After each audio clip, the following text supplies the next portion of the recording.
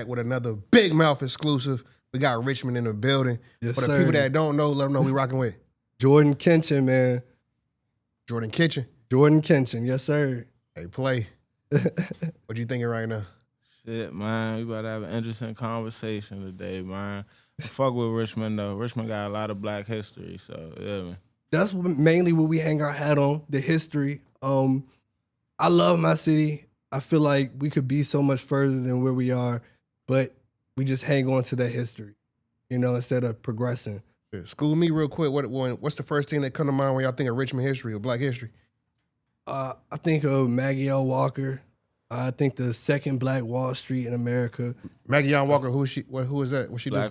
She was a black-owned businesswoman, mainly in banking, but she had other, ventures as well.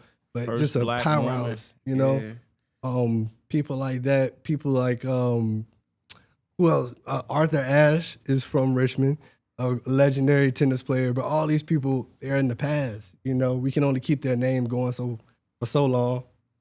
No, for sure. When I hear Richmond right now, I'm seeing a lot of RVA drill. RVA drill. Is that the current reputation or representation of Richmond right now? RVA drill? It is. I mean, undoubtedly, they're getting the numbers, so you can't really argue against it. I wish that it was a unique sound. I feel like Richmond, we did have our own sound at first, but we got influenced by the DMV culture. So now we have what's called the RVA drill. Sure. Richmond always had a rich music history, though. One thing I want to say, though, with Richmond, with these interviews and why I do everything that I do, it's a small place. Only but so many people are going to care about it, which is why I went on platforms like Pop the Balloon, just to try to get out there nationally, because I knew Richmond is going to close me into a box. Richmond used to be a major hub, though. Back when all this shit was going on, Richmond used to be called the Harlem of the South. It was. It's the Harlem of the South. I mean, not no more. Again, 70 years ago, that meant something. But now those people that were in that 70 years ago, they're retired or dead. So who's alive to really keep that going? Ain't that on y'all for not carrying the torch on? In a way, I do blame it on us. I try to reach out to the people in my city to progress, and we're doing it. We're slowly getting our image together. I think me telling these people that we need to get our image together definitely helped, because I've seen a change in what people are doing now, and they're trying, and that's all I can ever ask. Shit, Harlem of the South, though, like, how y'all get that name for Richmond, though? That's what it was called back in the day. I'm saying, but why, though? Because it was just a rich black culture, jazz, and everything like that. Duke Ellington used to go through there. A lot of different people used to go through there. Yeah. And we still actually have the Richmond Jazz Festival to this day to carry on that tradition. But yeah, it was a lot of black excellence happening in Harlem as well as Richmond.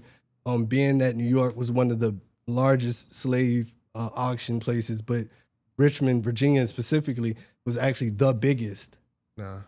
So a lot of that time just kind of went on into that Jim Crow era, us getting free, starting to get our own thing. That slave money just didn't wipe away anywhere. It went somewhere, and those two were one of the places. No, for sure, man. Shout out to Richmond. I know some good people in Richmond. For some reason, though, I'm thinking like Richmond is kind of like the down south version of kind of like Baltimore. It seemed like when you say hub, I don't know if we thinking of the same thing when I hear hub, though, but from the people that I know in like Richmond, though, I feel like that was like a big location of like a lot of drugs going through Richmond, though. I mean, still, yeah. I mean, hub, just different type of hub now. Like, you know what I'm saying? Still a hub nonetheless, though, but... A hub, in a sense. I see what you're saying. I feel like along the way, you have these major cities like Atlanta with some of the most highways in America. You have New York, of course, being the biggest city in America, to where a lot of things are going to be going through there. Even with D.C., a lot of things are going to be going through there because you have a lot of traffic going through there. And now Richmond is one of those places, just population-wise, we can't keep up. So, I prefer looking at how you look at it. These hub places, these capital cities, those are the cities that I'm looking for. Those are the ones that I'm really kind of geared toward marketing towards. Just because Richmond, we don't have the fan base is not there, the influence is not there, the culture is not there. Richmond on my back, the whole Richmond could be on my back, it still would not take me anywhere. So I'm more focused on the rest of America and the world rather than Richmond. I ain't gonna lie though, I like from what I seen though, from me doing the research that I have done though, you be going hard on Richmond though. Like the thing that stand out the more, he You said, just sounded crazy just now. he said, That's he said the women in Richmond was trash. Yeah, I mean, I never actually said the women are trash. You ain't say they trash, but you pretty much said they was trash though. I'm gonna say what I meant by that. So Anglesey asked me, he said, you know, there any pretty females in Richmond? And I'm like, yeah, they are. But when I'm comparing to Atlanta, Miami, LA, I've been to all these places, even Phoenix. You go out the country to Mexico and you see the standard of beauty that these people have.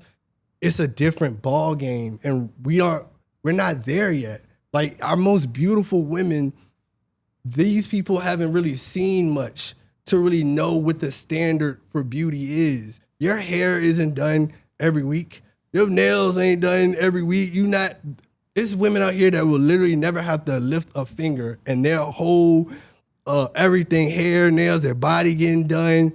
It's just a different world. We're not doing that in Richmond. But you know, they say beauty is in the eye of the beholder.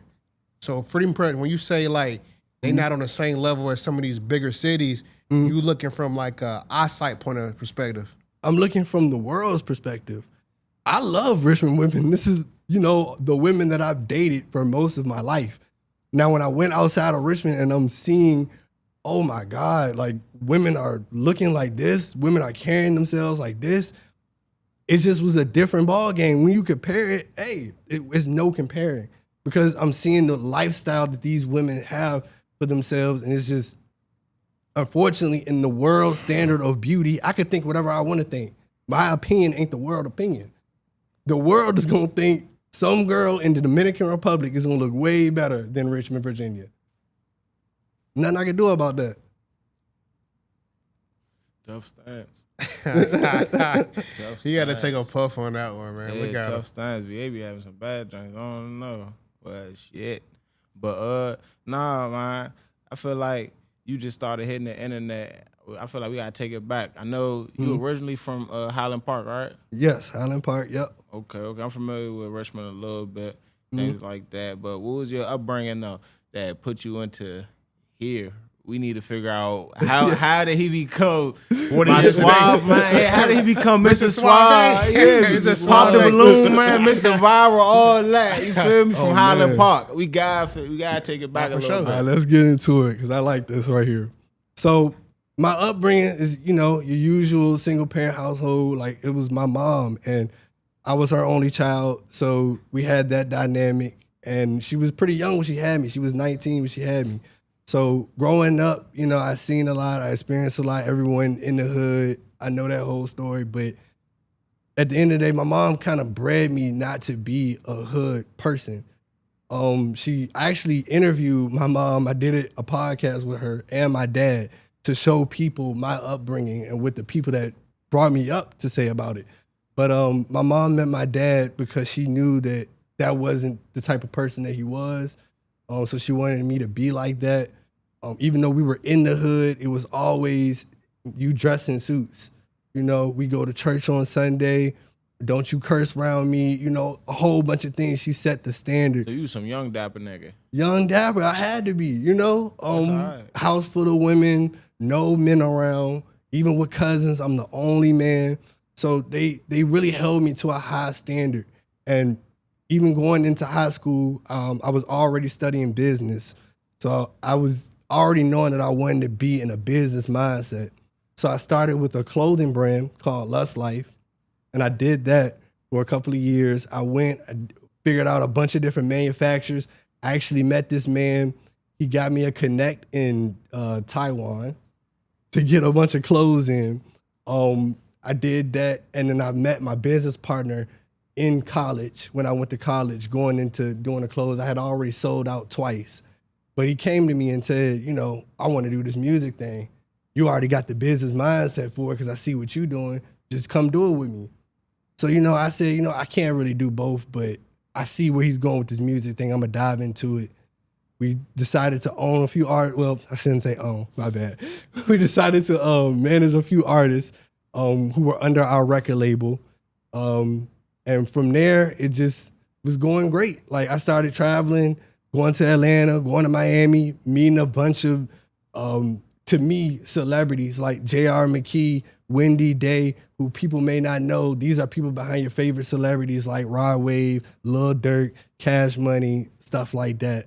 But I went and started meeting these people, and they told me content is the new wave. Like personal brand is it. If you don't go out there and you make content for yourself and your artist, you are gonna be behind. And this is early. This is like 2020, 2021. So content is the thing, but everybody's still kind of living in the past in a bit. So he told us that person wins a Grammy the next year, so he knew what he was talking about. And we decided to say, let's take that blueprint from there. So from there, my content creating journey just started. No, for sure. What role would you say your father played into your life, though? My dad was he was just a great man. Like, he may have not been a great father, but I remember spending New York's summers with him. He never got into any like crazy street stuff. Like he was a punk. Quite honestly, he feared anything. But just seeing that side made me realize you don't have to do this to be a man. Cause the type of men that my mom wanted around was that street niggas. So it was like, that's what I thought made a man for a long time until I seen my dad. Yeah. I feel like that's a contradiction right there, though. How can you be a great man but still be, how can you be, not a good father but still a great man? That don't even sound right. Being a father now, I kind of see it because a lot of times us as black men especially get put in weird and difficult situations where even myself, we don't always put ourselves in a position to be ready to have those kids. And, black women have the upper hand in those situations. Once that girl gets pregnant, her life is in your hands. You know what I mean? We don't have control to say, hey, I'm not ready for this. You got to get rid of it. Whatever she want to do is what she do. And that's what a lot of us fell victim to. And it's kind of hard to be in a situation where you have to live a life you didn't want to live or you didn't ask for. But that don't mean you can't be a great man. He still went on to be a good man to his wife, a good dad to the kid that he has now. And I always seen that in him. So that's why it can be a great person and not a great parent. What you feel about that? You think that can happen? You think that's true? Nah, fuck no. Nah, I feel what you saying as far as like to the new family and shit like that. So like, just like that's like a bitch cheating on you. You feel what I'm saying? If a bitch cheated on you, that bitch still a dog to you. You feel me? But when she go be faithful to a new nigga, that nigga's only gonna. That don't mean she a good woman. Yeah, but to him, that's all he know. You feel what I'm saying? So you could be you could start like it ain't every day could be day one. You feel what I'm saying? One day or day one. I know situational. Yeah, so like you could every day you could start over and become a new person and a greater person. So you can end on a great term. You feel what I'm saying? But still don't, you feel me, erase the skeletons in your closet. But like I said, overall, if he don't feel no ill will, right? Then he the son, he accepting it. So that's what I'm saying. So it's all opinion based. So if the son himself don't feel no ill will, then nobody on the outside can speak on that situation because he ain't do that bad. You feel what I'm saying? I agree. Let me ask you something. You just said something. You said if a woman was to cheat on a man, she's no longer, basically what you said, I'm kind of paraphrasing. Yeah. But if a woman cheats on a man, she's no longer a good girlfriend to that man that she cheated on. Right? Yeah, type shit. So you don't feel like a woman can still be a good woman and cheat on a man? That same man. Nah, fuck nah. You don't feel like sometimes people are put into situations that they have to cheat? Nah, just leave. Cause at the end of the day, we all got a choice. You feel what I'm saying? Free will. We all got the free. Bigger than that. It's bigger than. There's no way you can convince me that it's bigger than that. When you gotta go jump on a dick, when you could just leave me, bitch. Like you feel what I'm saying? If you a good woman, you gonna lead a situation. You're not gonna cheat. As much as it's gonna hurt the nigga, cause no matter what, would you agree that it would hurt somebody more to violate that trust, you feel what I'm saying, than to just let them go. And you feel what I'm saying? Even though you know that's going to hurt them and tear them up. But something like that violation of the trust when you held them in such high regard, because if she was a good woman, you feel what I'm saying, you going to hold that bitch in super high regard. You feel what I'm saying? You can't say nothing about them if they told you what it was. Yeah, if they tell you what it is out the gate, I could be mad, but you feel me? You got to dust yourself off because at least she kept it a buck. You feel what I'm saying? Personally, I'd be more hurt if a woman left me than cheated on me. Oh, you crazy. And let me just explain this. He one of them people that he don't want to check the phone. Oh no, I've been there. I don't give a fuck. Play that song, please. You know, like he don't want to check the phone. I've been there. So if a joint cheat on you, bruh, you could take her back. Oh, without a doubt. Without a doubt. And only because I say this, me personally, but you would rather her cheat on you than just leave you? Leave on me. Most of my relationships have been long, and you create a codependency in that, and people don't like to accept that, but that's honestly what it is, and this is one of the most beautiful things in the world to me. But the bad side of it is, like, when you get codependent on somebody, you start to see that you need that person for certain things. So in my personal opinion, I've cheated simply out of the fact that, oh, this person feel like they know me. This person, all the things that come with being in a long relationship. I had that moment of weakness. So how can I not expect a woman to feel the same way if we both human? So you saying cheating is not like rounds of like dismissal? Like you can't. It's like if you cheat, you still taking people back. If you cheat and you leave me for the man, that's one thing. If you cheat and it's just like, oh, it was just a moment. Okay, cool. Now, if you cheat and then you come back to me and you go right back to the man, at that point, you just doing yourself a disservice. But sometimes it's literally just a moment of weakness. Like, so your drink can go get. Yeah, you willing to work things out with. I'm willing to work around. So you telling me right now that your drink could go get some dick on the weekend and come back to you? Not every weekend, but just one weekend she could go get some dick. If we were together for 3 years or 2 years, and she has that moment of weakness for a weekend, yes, you can come back. What's that conversation like, though, with you, like, taking her back, though? Like, how is that all playing out? What you gonna say when you find out? Number one, I'm not the type of person to ask for, like, details. So you don't even want to know, like I said? It's not that I don't want to know. I want to know. I probably already know. I've been in this situation, so I know. But I want you to tell me. I want the truth to come out, and then really all the details, it don't really matter. It's, do you love this person? Do you want to be with this person? Do you want to just end it with me and you want to just be free and be a single person? Those things come into factor. But more than likely, for me, as I've experienced, it hasn't been that. It was just, I did this one time. I'm sorry, and it'll be at times where I push this person to cheat. I know that I've done some fucked up shit. I know I put this person through a lot over these years. How can I not expect this person to have a moment of weakness after I'm being a dog to her? And she knows it. I've gotten it to a point to where I was with a girl and her mom told her that I was having, with somebody else. So it's like, imagine your mom coming to you and telling you this man cheating on you. I wouldn't think that she gonna go cheat. After you being like, just that embarrassment, having your mom come tell you, come on, bro, I can't even expect nothing less. That's just me, though. I'm going to leave the bitch. I'm going to leave the bitch. It's just me, though. How many times would you say you've been cheated on before? Twice. Twice. And one was with someone I was with for 6, almost 7 years. The other one was 4. So it was like, I put those women through so much in that time that they just had enough. Emotionally, though, how you feel like? How did it make you as a man feel, knowing that you got cheated on? I mean, it's life. Like it helped me to be really the man that I am now. Because I realized you can't sit up there and put somebody through all this stuff and never expect nothing back in return. That's not how life works. You keep putting negative energy out into the world. Anything that you do, you can rob people, you can cheat on people. Anything that you do negative, you put that out in the world, it's gonna come back.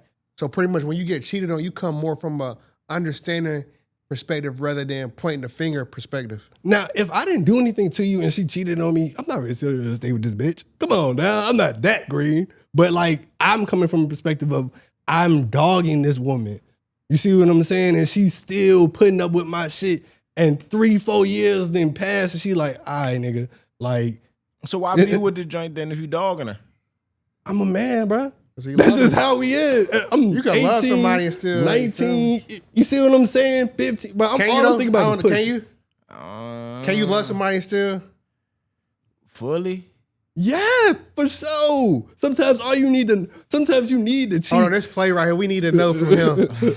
I want to know. You trying to give me some calls after this? Oh shit. Yeah. Yeah, I guess, but I'm just saying, can you see that? Not even speaking on you directly though. Can you see that? A man loving a girl and still cheating on her. Can you see that? Nah, yeah, I can see it. Come on now. You ain't never been in a moment where you cheat on a joke and then it won't even worth it. He be like, damn, I really love the joke I got at home. I ain't gonna lie, but you're going left though. Like he's wicked. You're going left. He's still wicked. I don't want to make it seem like we on your campaign because your campaign is crazy. Sometimes you need to get cheated on. You need to know, hey, shit, compare and contrast. Confidence through the roof. Speaking of confidence, though, what made you feel like you that nigga, bro? Life. Before I ever got on camera, when I was promoting other people to be a superstar, people would just come at me and always say, hey, man, what you do? Like, I know you a businessman. I know you're a rapper, something. I just had the image down. So it just pushed me to say, man, you got something. Like, my artists, unfortunately, they ended up quitting their careers. So it pushed me into a path where I had to be on camera. So I was already getting that validation. So I said, man, let's just do it 100%. Shit, speaking of like your movement though, like what is your purpose on a business brand? On a business tip. On a business tip. Jordan Kenchen, the personal brand. I wanted to get, in the movies. I wanted to get in the TV shows, commercials. I want to have tons of original content, like how Drewski's doing. And then we have plans as far as things in the music industry because that's just our background. So we just want to get my brand and our business brand out there as much as possible while still spreading a message. Which is why I started talking. I didn't have to talk. I could have just showed my lifestyle and that would have been it. But I wanted to talk because I could make a difference in how people think and how the majority always thinks just because something's unpopular doesn't make it crazy. So, Is that the message though? What's the message? Just changing how the mass people think, really. I feel like it's so negative. A lot of people just always draw toward negativity.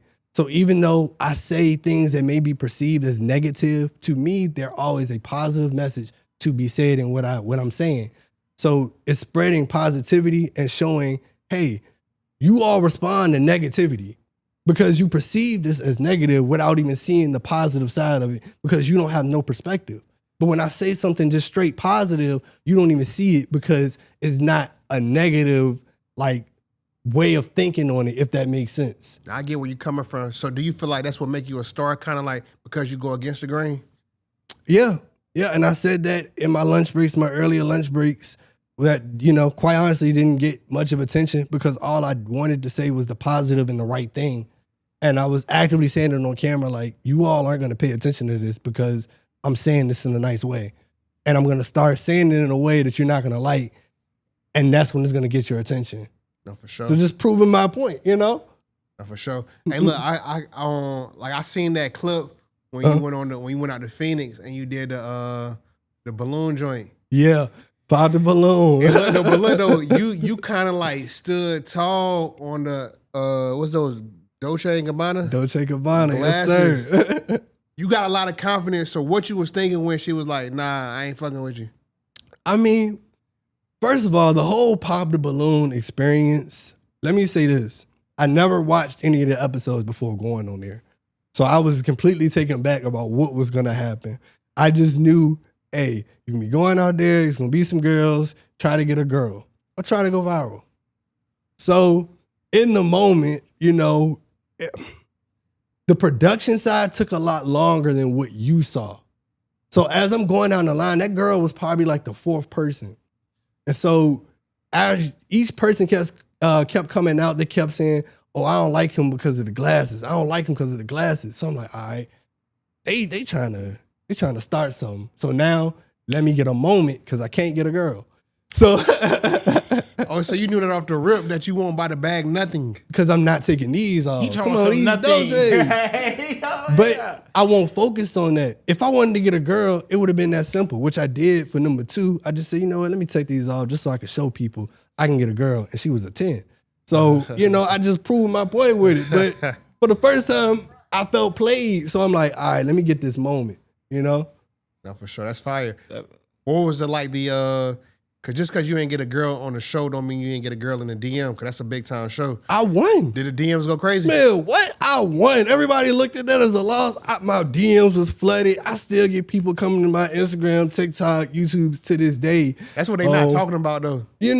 I won. Like, I got people that I wouldn't even think be worried about me. You go in a comment under somebody else's comment under my post, and these people got like 100K, and you worried about me? I won. You feel me? No, for sure. That's funny as hell though. You went out there twice though. Twice. Just to prove a point to show that I can get a 10. Yeah.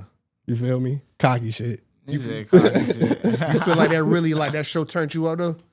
It did. It impacted my career. It put me on the map nationally. I get attention when I go to Atlanta, Chicago, anywhere I go now, I get noticed. So, it did what it was supposed to do, and now it's time to capitalize. But if people that just watching the show though, what you feel like something they should know that they not gonna really understand by just watching it? Just to pop the balloon? Yeah. It's not what you think it is. In what way though? Like break it down. Everyone thinks that we're coming on that show for love. Most people think that it's genuine connections or moments happening, and it's not that. When you have these lights on, when you got all them cameras in your face, and you get in the actual game, because that's what it is, it's a game. People are playing it to either, hey, I'm going to walk away with something, and it's going to look like something that I could work as an image for my own self, or I'm going to create a moment for myself. And you could be on the other end of that moment and somebody trying to exploit you. So you got to come prepared in that. And a lot of people think that they can handle it. They don't choose you for a reason. They choose certain people based off how they look just first. If you don't have that look. Shit, but I feel you though, but I feel like, I don't know, man. You don't think it did nothing to your confidence though? Cause I feel like sometimes I be in the same place though. Sometimes I be, when we be doing interviews or whatever, like I ain't always portrayed in like the best light though. Some people that like they be going on me too though. Sometimes like if you feed into it, I feel like damn, that shit might can, you know what I'm saying, get in your head. So none of the comments, like I was seeing a lot of your shit, like looking through your shit, they was calling you a GTA character, like, like all type of shit. All type of shit. That shit didn't get to you? Most of these people, you want to be where I'm at. For sure. So they hating. You'll trade places with me in a heartbeat. I don't know you. Yeah, I don't know who you are. I mean, for sure. So I'm good. Like, I love my life. You gonna sit up there and talk about me? I'm gonna be in Miami in a couple weeks, bro. What you stopping? That's all I look at it as. So this shit ain't nothing strike your confidence at all? Cause I ain't gonna lie, the second jump you walked out, getting 3 balloons popped out the gate. I did, which I already knew, cause I had the shades on. I already knew it. So you was already going into it with the mindset. So you double back with the shades on purpose. On purpose, so people knew, hey, I just did this on the other episode. Go back and watch that. Yeah. And it helped it out because people knew. They was like, oh, that's the same dude. Marketing. I was on the business side of marketing, which people don't understand. I was marketing artists. So I know how marketing works. So, I just played the game at that point. So you ain't give a fuck when they popped the balloons? I don't give a fuck about no... You called them all beautiful. They was all bad or you was welling? Keep it honest. We don't try to jazz them up. Hey, look, we put a picture. We're gonna take a picture. He said you beautiful too. Nah, was they beautiful? Or was they some chop shit you wasn't trying? My goal for that, I knew that the people on that show exploited black men. Okay. So if I played too much into the villain role, I knew I would really be perceived as negative.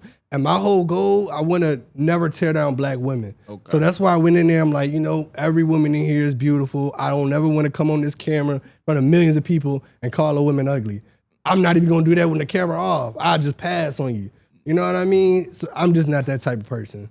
So you feel like the females be feeling like they got the power in that They joint? do have the power. So they be trying to tee up off that shit? Because they can create the moment.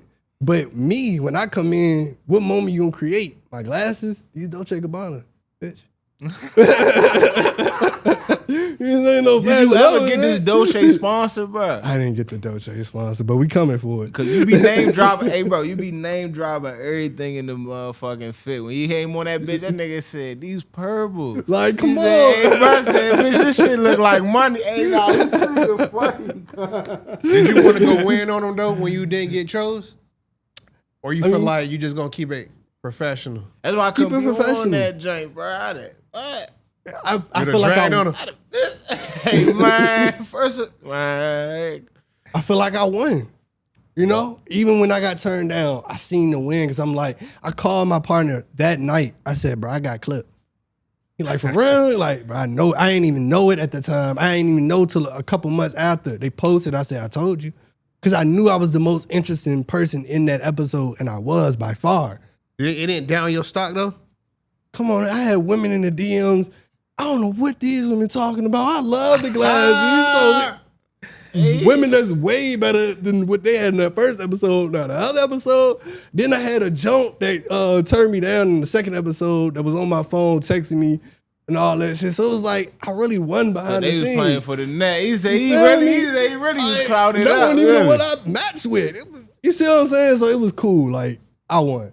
Nah, so overall, you feel like that shit was a good or a bad move?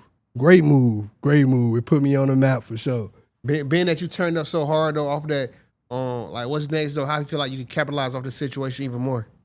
I'm staying on this run that I'm doing. I did Aunt Glizzy interview, which is something that in my city nobody has. We turned up with that one. I talked about Richmond. It did what it did on his zone and the Richmond blogs that all blocked me, but then they unblocked me to post that because they knew it was gonna do numbers. That's crazy right there. He said they come back around when they clouding them. Come back around. You know how that works. What would you say to the Richmond blogs right now? Make sure you find a good clip from this episode so you can get some numbers. Yeah, is you fucking with him? He missed the numbers right now. Missed the numbers. He popping that shit. Is you fucking with him though? You not really fucking with him. I don't need them, but if you want to get some numbers, go ahead. He crazy. Ooh, he dragging. He dragging today, bro. But hey, when this comes out, it'll do what it do. And then from here, I already got something planned out. Like I said, I'll be in Miami in a couple weeks. From there, we're going to go to Atlanta, do another interview. It's just all about a promo run. Hey, bro, you said something. You said something about uplifting black women, all right? Yeah. But I heard you speak on Kevin Samuels being one of your early mentors. Yes, sir. The Godfather. Yes, sir. I'm trying, like, how that's going to weigh out like that. Because Kevin Samuels, every black woman say that nigga was wild as shit. Black women was celebrating his death. And at the same time... Oh, you said go ahead. Nah, but to that, he was perceived negative by black women when the whole time he had a positive message. More harsh in what I'm saying as far as image, but black women, you can't be expecting a Trey Songz and you're sitting up here in the projects. Like people mindsets was literally just, it was too outlandish. People really sit there and think that Rod Wave gonna sit up there and come save you. Well, you can't even keep the man that's right across from you. And he's nowhere near Rod Wave. So I think that his point was just being like, if you want a high value man, you need to be a high value woman. That's positive. It's making people's mindsets kind of reset. You should want to do some work after that. But people took that as negative. I think that a lot of black people especially want to be lazy because he was coming at black men as well. He was like, you're making this much. People would be making like 40K. And you're like, what are you doing with your time? You sitting in here on your ass and you only making 40K when there's people making 100, 150K out here. That's the mindset that we need to be on if we want to get anywhere. But a lot of black people, they cool with being on government assistance. They cool with making 50K and under. They think that, if I get a trip every once in a while, I get the new J's, I'm good. And it's bigger than that. If you could send a message to the black women here on Big Mouth, what would you tell black women right now? To get a you a high value man? I believe I'm a high value man. So Yeah. to get a high value man like my man right here, now you gotta get a message. Give them the pitch. What's going on? First thing I would say, 80% of millionaires are married. So black women, if you feel like you want to get that million or whatever monetary value that you're seeking, you need to be looking for marriage. It shouldn't be this dating culture that we have now. Like, it shouldn't be this, I'm looking for the highest bidder and all of that. You can't find the final product and expect those results because you're going to get treated a certain way. If you want to get to that million, you need to find somebody where you're at, whether you're making 30K, whether you're making 80K. You need to find a man within that range and build. Because if he's making double your income, you already got your roles in place. I'm going to have my other women. I'm going to cheat on you. I need you to cook. I need you to clean. I need you to keep yourself up. And you can only do that but for so long. Once you turn 50, then what? So you better hope that you didn't recoup in that time. So you know what I mean? Your retirement is good. But if you want to avoid all that and you want to be good in retirement, find a nice man to marry. Hey, look, I feel like a lot of like the narrative that be floating on the internet, like men with money, they be cheating. They do. Why do you feel like men be cheating on women? We have the accessibility. Like, if I'm a rich or if I'm a high value man, more women are gonna want me than what you think. Like, people be thinking that it's just certain people, like, I guess in your circle, and that's not the case. Like, it's more, how can I explain it like this? Here's a better way. Because a lot of men aren't high value, the rarity of that, more women are gonna want that. So you already losing because more women want that high. Everybody's chasing that one person. So I have 20, 30 women that want me compared to another person that just maybe 2, 3 women want him. It has nothing to do with what the woman is doing. It's just off the man ego. It's off the desire, the demand.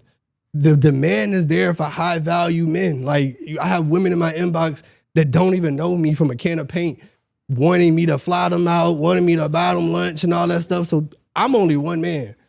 They view me as high value. Imagine every high value man's DMs. Like, It sounds like they view you as a trick. Because tricking culture is a thing. So and tricking? I'm not. This not even that. But I do spoil the women that I'm with.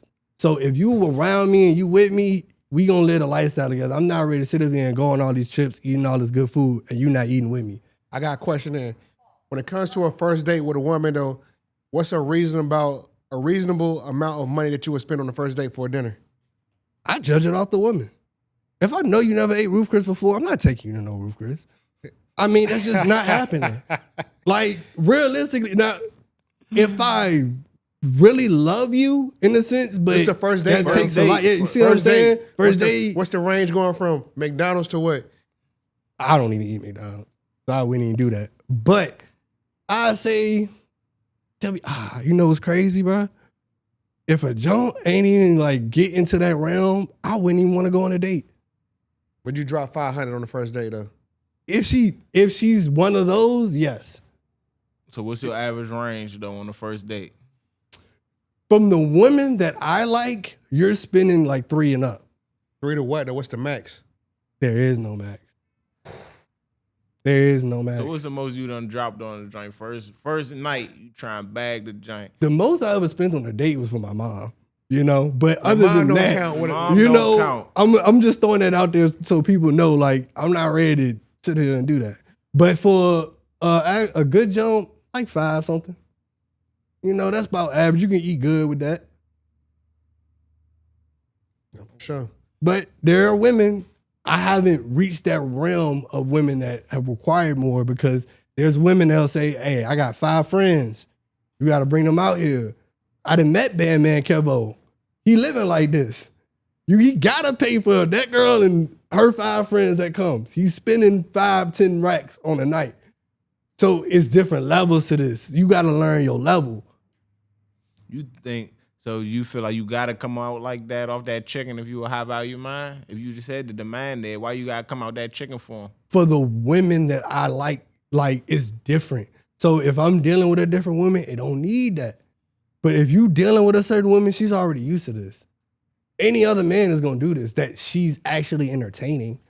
So at that point, she can do this for herself. Once I know you can do this for yourself, all right, bro, this is really nothing. She's not gonna really appreciate this $300 Ruth Chris dinner.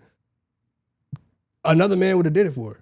So at that point, it's like, this is what is expected. Now, for somebody that doesn't expect that, it's a whole different story because you don't expect that. We could spend Why would you even $70. want to be with somebody that's not appreciating like your hard work and earn money though? Like that's crazy. It's not a. Nigga, Big Mouth. 300. I like Big Mouth don't play that. Big Mouth don't play that. I like that shit. experience. I like that perspective, I should say. But at the same time, it's not that it's not taken in a bad way. It's just like, again, you have to find people within your own range, because if I'm going and doing this for myself, then this is just us spending time together. I appreciate the time that we're spending together, if that makes sense, but it's not appreciating the fact that you just spent $300 on this. You should do that anyway. Hey, look, man, Mr. Viral. We're gonna get a 20v1 with this nigga. We need to do a 20v1. Oh, man. No, for real, we really do need to do a 20v1 with my boy though, for sure. I'm with that, you know? That shit gonna go up. Man, The high value 20v1. We gotta run that. Please bring some. Is there anything that you want to let the people know before we get up out of here? I say this at the end of everything that I say, that my message is always meant to be positive. So whether you like, dislike, whatever I say, just understand that I meant it coming from a positive place. I love everybody. I really don't care if you hate me or not. If you do, I still love you because I'm winning. If not, with all the people that love me and actually do show me my love, I love y'all even more because you don't have to support me, and I appreciate y'all. Yeah, for sure. Let them know where they can find you at on Instagram and YouTube. Yes, sir. Jordan Kenchen, JordanKenchen. Jordan Kenchen on YouTube, TikTok, Instagram, all that. Y'all gonna see everything that I'm doing. I'm sure of it. No, for sure, for sure. Hey, man, make sure y'all follow Big Mouth Media #2 on Instagram, Big Mouth Media on YouTube, Big Mouth Media on TikTok, Big Mouth Headquarters, and what's the play? Shit, man. What's the play? 2 Wise. We on a 100K campaign on YouTube, 200K on IG, 100K on TikTok, man. We fucking with y'all. Keep fucking with us. For Catch sure y'all that. on the next one. Appreciate y'all.